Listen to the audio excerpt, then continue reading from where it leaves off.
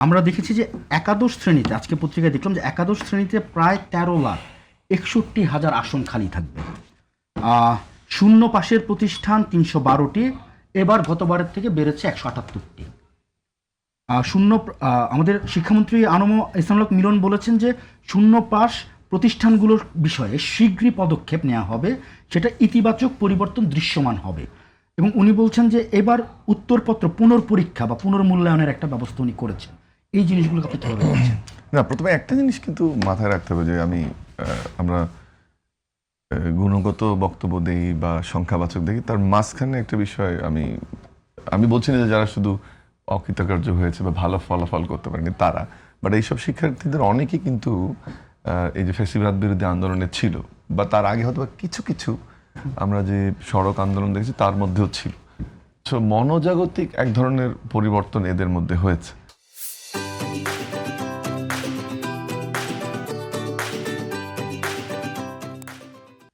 যে কারণে আমরা হয়তো বা এখন শিক্ষার্থীদের কোনো বিষয়ে অনলাইন এবং অফলাইন বা অ্যাক্টিভিটিসটা আরও বেশি দেখি। কিন্তু যেটা গুরুত্বপূর্ণ সেটা হচ্ছে যে হ্যাঁ, একটা অবশ্যই যেটা আনম ইসলামুল হক মিলন বলেছেন যে শুধুমাত্র তো ওই শিক্ষকদের ব্যবস্থা নেওয়া হবে না, ওই শিক্ষার্থীদেরও ব্যবস্থাটা নিতে হবে। এবং সেখানে উনি, আমি মনে করি, সঠিক বক্তব্য দিয়েছেন। ওনার একটা স্ট্যাটাসও বোধহয় কালকে দেখলাম যে একটু উৎসাহিত করা শিক্ষার্থীদের, যেটা পিস অফ পেপার এটার ভিত্তিতে নয়। আমি মনে করি এটা যথোপযুক্ত যে এইসব, যেহেতু এটা ট্রমাটাইজ ছিল, আন্দোলনে যুক্ত ছিল, রিডিং হ্যাবিটেও হাম্পার হয়েছে, সেক্ষেত্রে এই ধরনের যদি সুযোগ থাকে যে রিসিটের ব্যবস্থা করা বা পুনর্মূল্যায়ন যদি কেউ করতে চায় সেটা নিশ্চিত করা, এবং অবশ্যই সেটা স্বচ্ছতার ভিত্তিতে করতে হবে, আমি এটাকে শুভ উদ্যোগ বলে মনে করি। আর আরেকটা জিনিস হচ্ছে যে এই যে এত প্রতিষ্ঠান বাড়লো, কেন বেড়েছে, যেটা পার্সপেক্টিভটা প্রফেসর আসিফ শান দিয়েছে, যে বা আমি একটু কমপ্লিমেন্ট করি, সেটা হচ্ছে যে আপনি যখন নির্দেশ দিবেন যে 97% পাস করাতে হবে, আর তারপরে যখন আপনি বললেন জিপিএ বাড়াতে হবে, এবং যে সময়টার কথা বললেন 14 থেকে 19, তাহলে তো ওই গোড়ায় ফিরলাম আমি।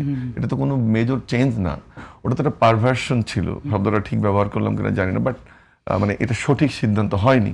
তো সেটার থেকে আমি সঠিক জায়গায় আসবে। এবং আপনি যদি গত 2 বছর দেখেন অন্তর্বর্তীকালীন সরকারের সময়, তখন তো আরো 4% বোধ এবারে পার্থক্য, 3 থেকে 4%, কোনো 3-4%, না 65, এবারে 64-65 ছিল। 14 বছর যদি ধরেন, আপনি কোন 14 বছরের কথা বলছেন? আপনি তো ওই 14 বছরের কথা বলছেন যে 14 বছরের শিক্ষককে যদি আপনি বলেন 97% খাতা পাস করাতে চান না, আমরা দুজন শিক্ষকতা করি, 2-4টা খাতা বাদ দিলে ওটা গড়ে নাম্বার দিলে হয়ে যায়, তার মানে আপনি 100% পাস করাতে বলছেন। বেজোর সংখ্যায় নাম্বার দেওয়ার মার্কিং করা আপনি একটু উল্লেখ করলেন, আপনি সেটা হচ্ছে যে ঢাকা বিশ্ববিদ্যালয়ে ভর্তি প্রক্রিয়ার সঙ্গে উনিও যুক্ত, আর যেহেতু পরিচালনা কমিটির সাথে আমি বিভিন্ন সময় যুক্ত ছিলাম, আরো কাছ থেকে দেখার আমার সুযোগ হয়েছে। প্রশ্ন করার ক্ষেত্রে আমাদের গলদঘর্ম অবস্থা ছিল যে কি, ইভেন পার্টিকুলারলি লাস্ট 2 ইয়ার্সে, মানে কি প্রশ্ন করব, কি পড়ে এসেছে। এবং জানেন, আমরা ঢাকা বিশ্ববিদ্যালয়ে এখন আমরা অবজেক্টিভের পাশাপাশি আরো একটা রিটেন এক্সামিনেশন নেই, এবং সেখানে যে এই যে বলছেন যে মার্কস দিব, ঢাকা বিশ্ববিদ্যালয়ের শিক্ষকের মিনিমাম স্ট্যান্ডার্ড আছে, সেটা বাংলা শিক্ষক হোক, ইংরেজি শিক্ষক হোক, বা জেনারেল নলেজ যারা দেখছে, খুব মানে যত্ন সহকারে বলবো না, ওপেনলি খাতাটা দেখতে হচ্ছে যে নাহলে এটার কি ইম্প্যাক্ট পড়তে পারে। তারপরও কিন্তু আমরা যে এক্সপেক্টেড কোয়ালিটি ঢাকা বিশ্ববিদ্যালয়ে চাই, সেটা কিন্তু আমি যারা কোয়ালিফাই করছে তাদের রেসপেক্ট রেখেই বলছি যে সেটা ক্লাসরুম এনভায়রনমেন্টটা যেটা আমরা চেয়েছি সেটা হয়তো অনেক সময় রক্ষা করা যায়নি। তো সেটার থেকে তো আপনার বেরিয়ে আসতে হবে। এখন শিক্ষা প্রতিষ্ঠান আপনি যেহেতু পাশ করাবেন, সেটা তো একটা ডাম্পিং স্টেশন, এমপ্লয়মেন্ট স্টেশন, আবার তার থেকে ম্যানেজিং কমিটি বিল্ডিং বানিয়ে টাকা পয়সা লোপাট, দুর্নীতি, এটা তো একটা বিশেষ চেইন ছিল। সেই দায়িত্ব এই সরকারকে নিতে হবে অবশ্যই, কিন্তু সেটা তো একটা মডেল ডেভেলপ করতে হবে। এটা মানে এই জন্য আমি পাশ করে স্কুল ভরিয়ে দেবো, যে আমার যেহেতু স্কুল ঘর করা আছে, আমার যেহেতু অবকাঠামো আছে, আমাকে পাশ করাতে হবে, সেই যুক্তিটা অনেকটা অমূলক। বরং আমরা কোয়ালিটির দিকে যেতে হবে। আমি কয়েকটা জিনিস একটু উল্লেখ করি, আপনি এই প্রসঙ্গে থাকবেন কিনা জানি না, যে জায়গায় প্রফেসর আসিফ শাহান শেষ করেন না, কিন্তু আমি কয়েকটা ভিতরের ঘটনাগুলো একটু বলি, যেহেতু আমি সরকারের একটা প্রতিষ্ঠানের সাথে যুক্ত।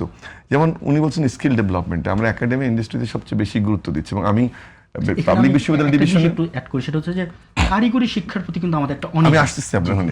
সেটা হচ্ছে যে আমরা ওটা টাচ করবো, আমি যখন আসিফ শাহান কথা বলছিলাম আমি ওটাও লিখেছি।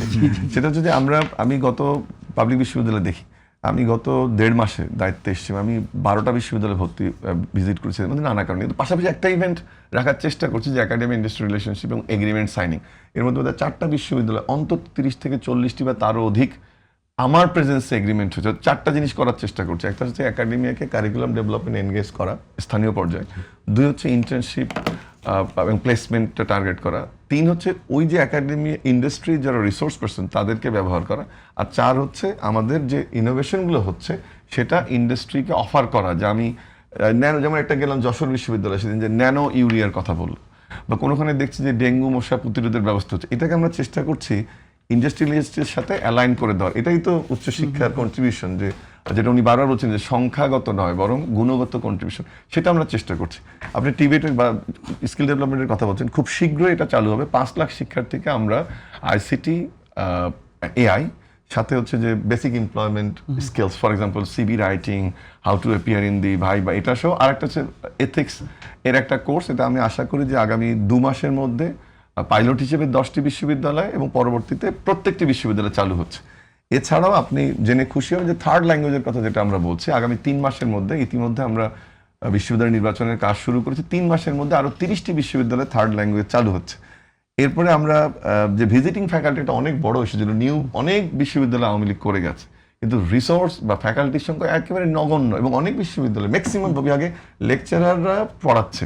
আমরা চেষ্টা করব যে সম্মানী দিয়ে, ইনসেন্টিভ দিয়ে, আন্তরিকতাটা মূল থাকবে, সেখানে বিভিন্ন স্বনামধন্য বিশ্ববিদ্যালয়ের শিক্ষকদেরকে আমরা এই যে ডিস্টেন্স বা হার্ড টু রিচ এরিয়াতে বা অঞ্চল ভিত্তিক যে শিক্ষার বৈষম্য সেটা আমরা কাটাতে চাই, সেই উদ্যোগ আমরা নিয়েছি। এবছর আমরা কাজ করেছি যে ইউজিসির বাজেট থেকে ইন্টারনাল মোবিলিটি কনফারেন্স এবং সেমিনারে সেটার অর্থ আমরা বাড়িয়েছি। এইভাবে আরো একটা জিনিস উল্লেখ করি আমি, শুধু উচ্চশিক্ষা না, দেখেন ওয়ান টাইম ওয়ান টিচার বা স্কুল মিল, স্কুল ব্যাগ, হেলথ, বা আপনি শিক্ষা লোন, বাইরে যাওয়ার জন্য টাকা, বা আপনি ধরেন এবারের বড় একটা কাজ এবারের বাজেটে আছে, আলোচনাটা কম এসেছে, সেটা হচ্ছে যে আপনার স্টার্ট আপ বা ইনোভেশনের জন্য কিন্তু 500 কোটি টাকার বরাদ্দ এবারের বাজেটে রাখা হয়েছে। এবং এছাড়াও আমাদের যে ডিজিটাল কন্টেন্ট ক্রিয়েশন, মিউজিক, বা যেটা সৃজনশীল অর্থনীতি টার্গেট হচ্ছে সরকারের আগামী 5 বছরের মধ্যে 10% নিয়ে যাওয়া, তার জন্য কিন্তু 800 কোটি টাকা সরকার রেখেছে। ইস্যুটা হচ্ছে যে বা একটা এআই স্মার্ট সিটি তৈরি করার কথা সরকার ভাবছে, বা জেলাভিত্তিক এমপ্লয়মেন্ট সেন্টারের কথা আমরা বলছি, এমপ্লয়মেন্ট এক্সচেঞ্জের কথা বলছি। এছাড়াও নারী উদ্যোক্তা যারা বা যেসব শিক্ষার্থী আছে তাদের জন্য কিন্তু আলাদা, এবার প্রবলি অলসো নো যে স্টার্ট আপ বা এই ধরনের ইনোভেশনের রিলেটেড প্রজেক্টগুলোতে 0% ট্যাক্স করা হচ্ছে। সব কিছু মিলে আপনি যদি দেখেন যে সরকার কিন্তু উদ্যোগগুলো নিচ্ছে, প্রচারণার জায়গাটা থেকে যে পরিমাণ হওয়া দরকার, হয়তো সেই প্রচারণাটা টকশোতে নানান ভিত্তিক। এবং আজকে আমার বক্তব্যটা যদি শুনে, তাহলে কিন্তু তরুণরা যে জুলাই আন্দোলন করেছিল বৈষম্য নিরসনের জন্য বা বাংলাদেশের শিক্ষা ব্যবস্থার কিছুটা পরিবর্তন, সেটা কিন্তু এই বাজেট থেকে হয়েছে। এবং যখন এই বাজেটটা বেড়ে 2 থেকে এখন তো 2 গেল, 56% ইনক্রিজ করে লাস্ট ইয়ারের চেয়ে 136 লাখ, সেটা হচ্ছে যে যখন এটা 5-এ যাবে তখন কিন্তু এই সমস্যাটা থাকবে না, বরং আমাদের সেই ইনফ্রাস্ট্রাকচারটা তৈরি করতে হবে এখন, যে quality infrastructure, both human resource as well as আমাদের ল্যাবের সমস্যা, আমাদের আবাসনের সমস্যা, আমাদের খাবার ইস্যুগুলো। আমরা মনে হয় যে যখন 5%-এ যাবে সরকার, তখন এটা মানে উল্লেখযোগ্য হারে আমরা এই সমাধানগুলো সমাধান করতে পারবো। একটা কথা বলে আমি শেষ করি, সেটা হচ্ছে যে এটার পাশাপাশি যে জিনিসটা প্রয়োজন ছিল, যে পড়াশোনাকে জিপিএর বাইরে নিয়ে গিয়ে উৎসাহ উদ্দীপনার মাধ্যমে পড়ানো, এখন কিন্তু সরকার যেহেতু মাধ্যমিক শিক্ষাটা আপনি টাচ করলেন, যে লার্নিং উইথ হ্যাপিনেস এবার খুবই গুরুত্বপূর্ণ। আমি এটা ব্যক্তিগতভাবে দায়িত্ব নিয়ে বলছি যে এই মুহূর্তে শিক্ষা মন্ত্রণালয় কাজ করছে যে লার্নিং উইথ হ্যাপিনেস, আনন্দের শিক্ষার যে বইগুলো, সেটা একদম প্রথম শ্রেণী থেকে শুরু করে দ্বাদশ শ্রেণী পর্যন্ত কীভাবে করা যায় এটা নিয়ে কাজ হচ্ছে। আপনি দেখেন ক্রীড়া প্রতিযোগিতাগুলো হচ্ছে, ডিবেটটা আবার শুরু হয়েছে, গানের অনুষ্ঠান হচ্ছে, যেটা তো অন্তর্বর্তীকালীন সরকারের সময় শিল্পীরা মঞ্চ ছেড়ে পালিয়েছে, সেটাকেও কিন্তু ফেরত আনতে হবে। এই যে জুলাইয়ের পিটফল, আপনি নিজেও এগুলো নিয়ে কথা বলেছেন অনেকটা, আমি দেখেছি। তো সব কিছু মিলে আমি মনে করি যে যারা শিক্ষকরা আছেন, যারা এটাতে কন্ট্রিবিউট করতে চান এবং পারেন, এবং আশা করি যে আস্তে আস্তে যদি আমরা ওই জায়গাটায় ফিরি, যে বাজেটটা আসবে সেই বাজেটটা যদি যথাযথভাবে ব্যবহার হয়, যে জায়গাটায় জুলাই ছিল যে বৈষম্য, সেটা চাকরি ক্ষেত্রে, স্কিলের ক্ষেত্রে, ইন্ডাস্ট্রি একাডেমি রিলেশন, ওই জায়গাটা কিন্তু তখন পূরণ করা সম্ভব হবে।